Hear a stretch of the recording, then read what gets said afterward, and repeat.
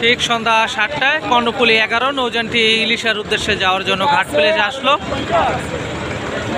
ঠিক রাত 10টা 30 মিনিটে ঢাকা নদীবন্দর থেকে ছেড়ে যাবে উলানিয়া কালীগঞ্জ ভোলা ইলিশা বিশ্ব রোডের উদ্দেশ্যে। সন্ধ্যা 7টার সময় ঘাটে চলে আসলো নৌযানটি। আপনারা সকলে ভিডিওটি দেখতে থাকুন, ভালো লাগলে লাইক দিয়ে কমেন্ট করুন, আর এই চ্যানেলে নতুন হয়ে থাকলে অবশ্যই চ্যানেলটি সাবস্ক্রাইব করে পাশে থাকা বেল বাটন বাজিয়ে দিন। ধন্যবাদ সবাইকে, আসসালামু আলাইকুম।